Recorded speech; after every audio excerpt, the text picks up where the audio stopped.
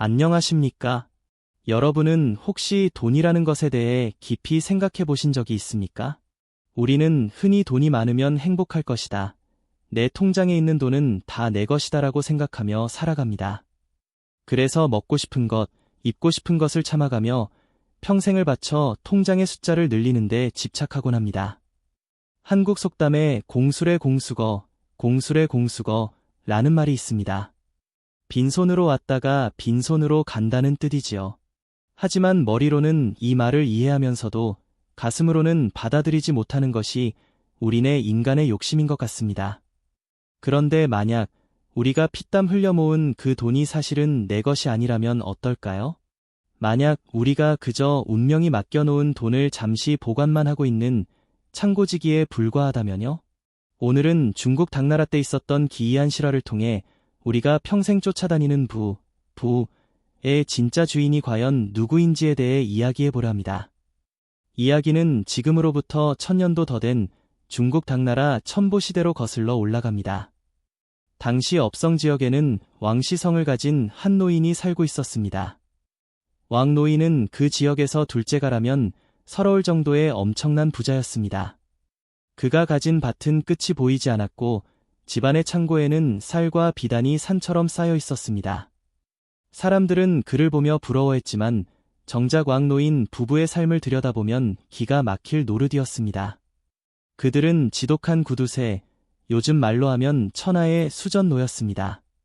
창고의 쌀이 썩어날 정도로 많았지만 그들 부부는 갓 지은 하얀 쌀밥을 먹는 법이 없었습니다. 늘 시어 터진 밥이나 남들이 버린 채소 찌꺼기를 주워다가 죽을 끓여 먹으며 끼니를 때웠습니다. 옷은 기워 입고 또 기워 입어서 그가 부자인지 거지인지 분간할 수 없을 정도였습니다. 자식도 없었기에 그 많은 재산을 물려줄 곳도 없었지만 왕노인은 오직 재산을 불리는 대만 혈안이 되어 있었습니다. 새벽부터 밤늦게까지 일꾼들을 감시하고 동전 한 잎이라도 없어지면 불같이 화를 냈습니다. 그에게 돈은 쓰기 위한 수단이 아니라 모시는 과도 같았습니다. 그러던 어느 날이었습니다. 왕 노인이 우연히 마을의 한 주막 앞을 지나가다가 한 낯선 상인이 밥을 먹고 있는 모습을 보게 되었습니다. 그 상인의 식탁 위에는 김이 모락모락 나는 고기 반찬과 기름진 요리들이 가득 차려져 있었습니다. 왕 노인은 그 모습을 보고 침을 꼴깍 삼키며 생각했습니다. 저 사람은 얼마나 돈이 많길래 저런 호사를 누리는 걸까? 호기심을 참지 못한 왕 노인이 상인에게 다가가 물었습니다. 여보시오, 당신은 무슨 큰 장사를 하길래 이렇게 진수성찬을 드시는 거요? 재산이 꽤 많은가 보구려. 그러자 상인이 웃으며 대답했습니다. 아닙니다.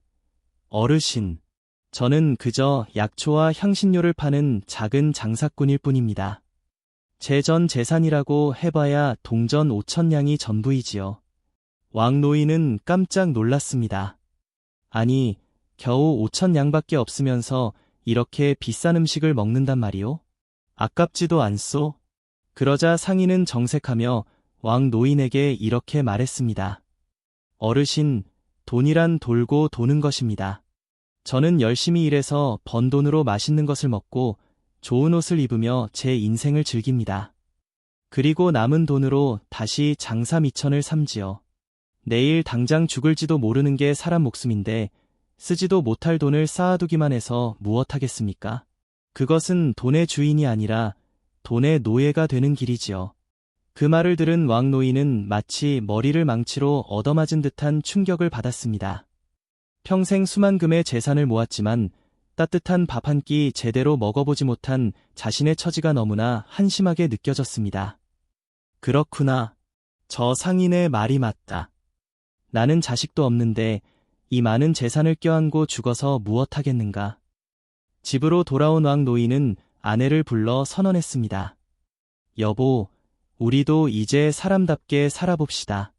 저 창고 문을 활짝 열어라. 좋은 옷감을 꺼내 옷을 해입고 가장 맛있는 고기와 술을 사오너라. 그날부터 왕노인 집에서는 매일 잔치가 벌어졌습니다. 평생 처음 맛보는 산의 진미와 비단옷의 감촉의 부부는 몽롱할 정도로 행복했습니다. 아, 인생이란 게 바로 이런 맛이었구나. 진작 이렇게 살지 못했을까. 하지만 그 행복은 며칠 가지 못했습니다. 그들이 돈을 펑펑 쓰기 시작한 지 얼마 되지 않아 두 부부는 똑같은 날밤, 똑같은 꿈을 꾸게 됩니다. 꿈속에서 험상궂게 생긴 관군들이 들이닥치더니 왕노인 부부의 목에 무거운 칼, 형구, 을 씌우고 무자비하게 매질을 하는 것이었습니다. 왕노인이 고통 속에 울부짖으며 물었습니다. 내가 무슨 죄를 지었길래 이러는 거요? 내 돈을 내가 쓰는데 왜 때리는 거요? 그러자 꿈속의 관리가 천둥 같은 목소리로 호통을 쳤습니다. 이놈! 내 죄를 내가 알렸다. 내 창고에 있는 그 곡식과 재물은 내 것이 아니다. 그것은 장차나라에 큰 난리가 났을 때 군사들이 먹어야 할 군량미이다. 하늘이 너를 잠시 창고지기로 임명하여 그 재물을 지키게 하였거늘 감히 내 놈이 사사로이 축내고 낭비하다니. 그 죄가 만번 죽어 마땅하다. 왕 노인은 비명을 지르며 잠에서 깼습니다. 옆을 보니 아내도 식은땀을 흘리며 벌벌 떨고 있었습니다. 부부가 서로의 꿈 이야기를 맞춰보니 토시 하나 틀리지 않고 똑같은 내용이었습니다. 왕 노인은 그제야 깨달았습니다.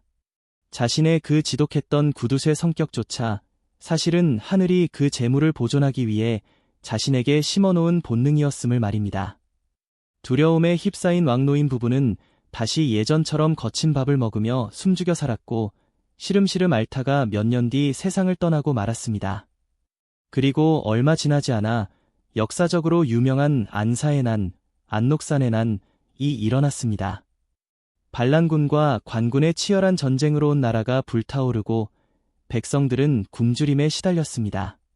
그때 당나라의 관군이 업성지역으로 들어왔지만 군량미가 바닥나 병사들이 쓰러지기 일보 직전이었습니다. 바로 그때 관군들은 주인이 없는 왕 노인의 거대한 창고를 발견하게 됩니다. 창고 문을 열자 그곳에는 왕 노인이 평생 먹지 않고 입지 않고 모아둔 쌀과 비단이 산더미처럼 쌓여 있었습니다. 그 재물은 고스란히 징발되어 나라를 구하는 군량미로 쓰였습니다. 결국 왕 노인은 꿈속의 계시처럼 평생토록 남의 물건, 나랏돈, 을 대신 보관해주다가 빈손으로 떠난 맹목적인 관리자에 불과했던 것입니다. 여러분, 이 이야기가 우리에게 주는 교훈은 실로 서늘하고도 묵직합니다. 우리는 내가 번 돈이 다 내 것이라고 착각하지만 사실 그 돈의 진짜 주인은 따로 있을지도 모릅니다.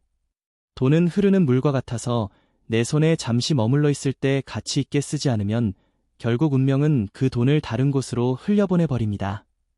왕 노인처럼 평생을 악착같이 모으기만 하다가 자신을 위해서는 단 한 푼도 써보지 못하고 떠나는 삶. 그것은 과연 부자의 삶일까요? 아니면 가난한 창고지기의 삶일까요?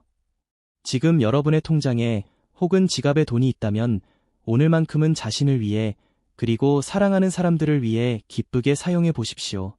맛있는 밥 한 끼를 사고 작은 선물을 나누십시오. 내가 베풀고 내가 누리고 내가 의미 있게 사용한 그 돈만이 진정으로 내 것이 되어 내 인생의 아름다운 추억으로 남을 것입니다. 하늘은 스스로 돕는 자를 돕지만 나눌 줄 아는 자에게 더 큰 복을 내려준다고 합니다. 오늘 하루 돈의 노예가 아닌 돈의 주인이 되어 행복한 부자로 살아가시길 바랍니다. 들어주셔서 감사합니다.